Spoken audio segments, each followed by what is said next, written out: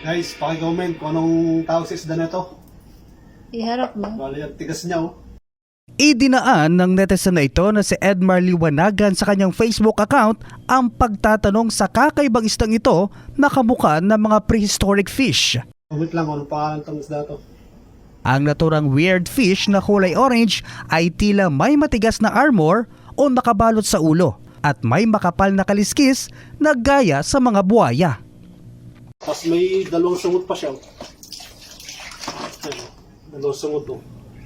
Ayon kay Edmar, unang beses niyang makita ang naturang isda kaya nagdalawang isip siyang lutuin ito dahil na rin sa nakakatakot nitong itsura. Anya, nagdalawang isip siyang lutuin ang isda dahil sa pangambang ito ay may lason. Ngunit ano nga ba talaga ang totoong pangalan ng isdang ito at sadya nga bang ito ay nakakalason?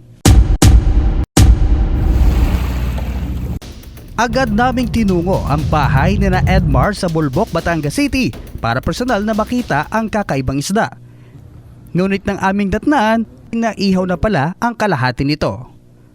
Ang timbang nito ay umaabot sa halos 1 kilo. Nilinisan ko.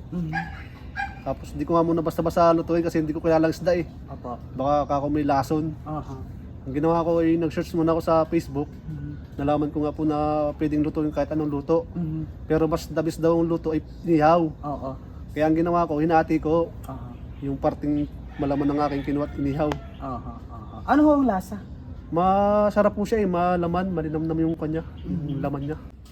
Nilinaw nitong bigay lamang sa kanya ng kanyang katrabaho ang nabingwit na isda. Matapos maihaw, ano naman kaya ang lasa? Ito na yung inihaw ni Sir. So, titikman natin kung anong lasa. First time ko na makatikim nito. Ito yung kanyang laman. Parang walang pinagkaiba sa ibang isda. So, lagyan natin siya ng sausawan. Sarap. Sarap na ho. Pwede pang pulutan. Samantala, batay sa aming pagsasaliksik, napagalaman na ang naturang isda ay kahalintulad ng bihirang isda na armored sea robin o tinatawag na the walking fish. Ito ay ang isdang naglalakad sa ilalim ng dagat dahil sa taglay ng mga maliliit na paa o spine.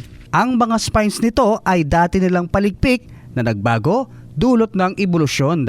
Sila ay natatagpuan lamang sa pinakamalalim na bahagi ng dagat o sa sea floor, lalo na sa mga tropical countries gaya sa Pilipinas.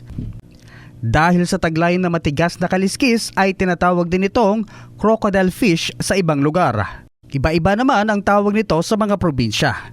Eroplano, bulador o toko fish dahil sa kakayanan nitong gayahin ang huni ng isang tuko. Ang naturang isda ay maaring lumaki ng hanggang 1 metro. Hindi naman makumpirma ng Bureau of Fisheries and Aquatic Resources o BFAR 4A kung si robin nga ang naturang isda dahil sa ilang bahagi nito ay naihaw na. Ang kakaibang isda na ito na nahuli ay patunay lamang sa diverse marine life o taglay na yamang dagat ng Batangas. Kaya man ang kailangang alagaan at huwag sanang abusuhin. Mula din sa Batangas City, katuwang ang DriveMax Herbal Capsule in the heart of changing lives. Ito si Brigada Mike Salgado ng Brigada News FM, The Musica News Authority.